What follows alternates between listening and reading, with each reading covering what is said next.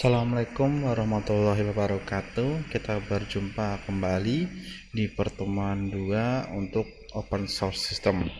Hari ini kita akan melanjutkan praktikum yang sebelumnya. Ya, di sini kita bisa melihat kemarin kita membuat sebuah file dengan nama readme dengan isinya seperti ini.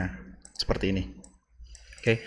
Untuk pertemuan ini kita akan melakukan yang namanya cloning.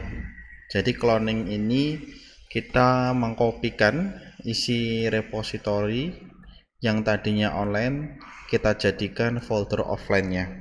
Jadi fitur ini sangat berguna ketika kalian ingin download software tapi yang masih berupa source code. Jadi nanti bisa dikompilasi secara manual di OS-nya. Oke, jadi di sini saya sudah membuka repository punya saya. Jadi kalian buka repository masing-masing. Oke, berikutnya adalah kita buka git-nya. Di saya memakai konsol, ya. Ini memang khusus Linux saja. Ya, jadi yang kalian pakai Windows bisa mengikuti menggunakan CMD atau PowerShell, ya. Kita ikuti langkah-langkah yang ada di modul. Yang pertama adalah membuat folder dengan nama clone git, ya. Nanti clone git ini kita isi dengan kopian folder yang ada di repository kita. Kemudian kita masuk ke folder clone git kita, ya. Ini kita masuk. Berikutnya adalah mengkopikan, cloning. Caranya bagaimana? Di sini kita buka repository kemarin kita. Ya, di sini ada kode, kemudian kita kopikan ini, pencet. Ya, ini di copy berkali-kali. Kemudian kita buka kembali CMD kita, ya, dengan menggunakan perintah git clone. Kemudian repository kita, pastikan endingnya berakhir dengan .git, ya. Kalau tidak berakhir dengan .git berarti kamu salah copy. Oke, kemudian dia enter, dia akan melakukan cloning, ya. Setelah sukses cloning ini, ya, prosesnya, kita bisa melihat hasilnya. Di sini sudah muncul folder yang kita punya, ya. Kemudian kita masuk ke folder kita, ya, CD0038AMH contohnya, ya. Jadi silakan disesuaikan dengan nama repository kalian masing-masing. Oke, kita sudah masuk foldernya. Di punya saya di sini sudah muncul on git master, berarti folder ini adalah folder git dengan tagnya adalah master, dia folder utama, ya. Di sini kita bisa mengecek dengan menggunakan perintah git status, ya.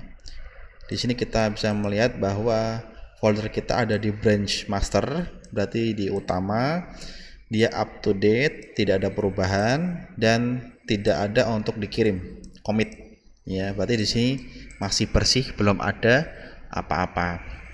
Oke, kemudian silakan gunakan Notepad bagi suka yang Notepad atau Notepad++.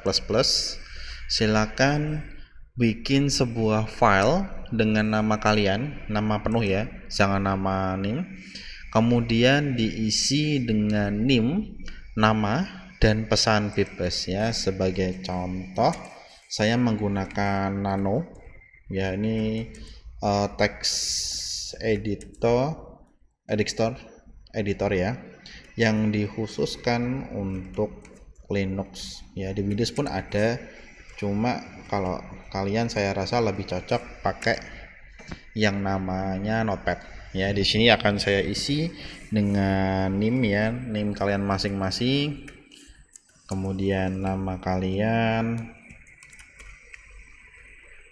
kemudian silakan diisi dengan pesan bebas, ya. Mau diisi pesan apa? OSM Jaya, atau yang mau curhat boleh ditaruh di sini ya.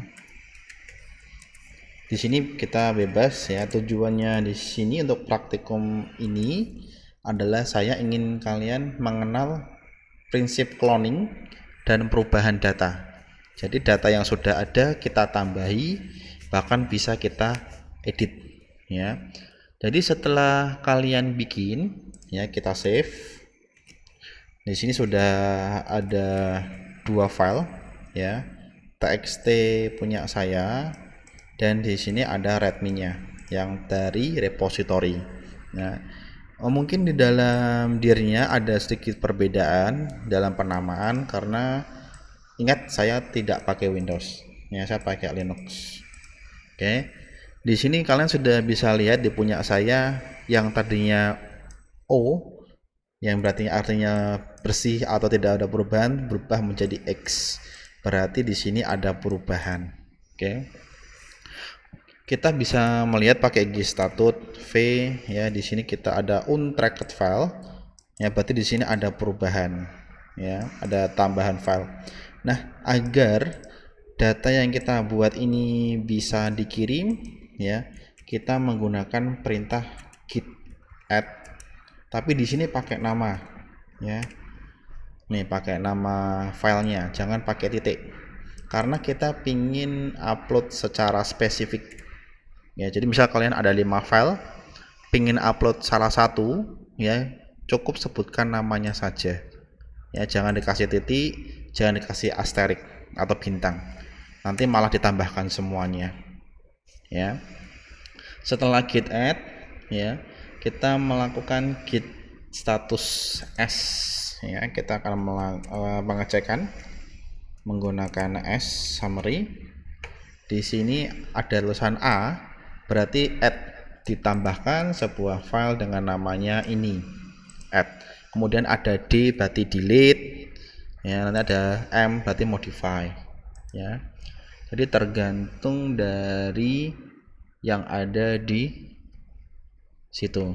Jadi misalnya kalau kamu pernah upload ya, pernah upload file txt ini ada perubahan, maka nanti di sini bukan a tapi m ya. Kita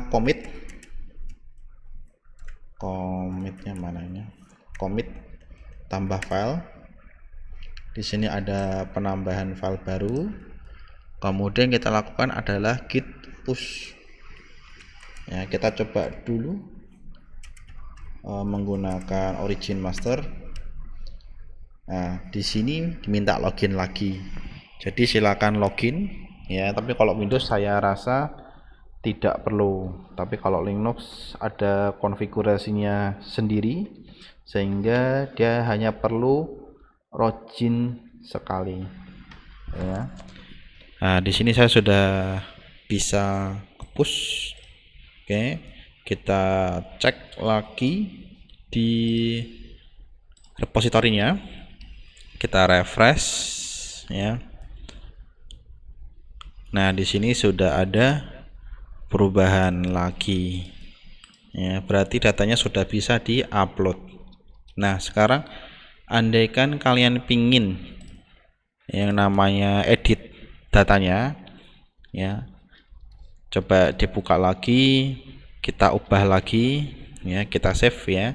Di sini ada baris pesan bebas tadi saya hilangkan, saya save, saya exit. Di sini ada perubahan lagi ya, saya git add lagi ya. Kemudian kita lihat statusnya pakai S. Nah, di sini munculnya M, berarti di dalam file ini ada perubahan data ya. Jadi tidak perlu diupload, tapi cuma perlu dirubah. Tapi perlu diingat, segala perubahan wajib di add dan wajib di commit ya. Jadi tata cara untuk pakai git, intinya kamu nge-add file pakai git add, kemudian di commit untuk penanda perubahan ya, git commit, dan jangan lupa git push ya. Di sini kalau git commit, satu file change to deletion, Berarti di sini ada perubahan di dalam file, ada 2 baris yang dihapus ya, dan jangan lupa di-upload ya. Di sini saya perlu login lagi.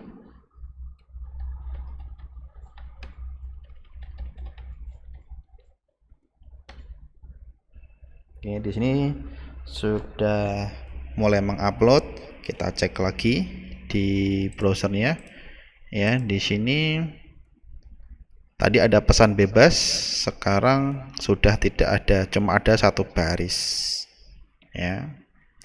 Di sini kita bisa melihat perubahan ya dari commit ya. Kita cek commit, kemudian kita bisa melihat perubahan yang terjadi. Ini saya nambah file yang upload tadi. Di sini ada tag saya melakukan perubahan di filenya ya.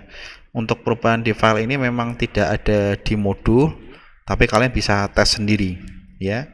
Jadi sesudah kalian push tambah file, kemudian kalian edit, kalian git add, kemudian git commit, kemudian git push lagi. Nanti kalian akan melihat ada perubahan di sini ya, di git commitnya ya. Jadi kurang lebih seperti itu ya. Saya ucapkan terima kasih dan sampai jumpa kembali.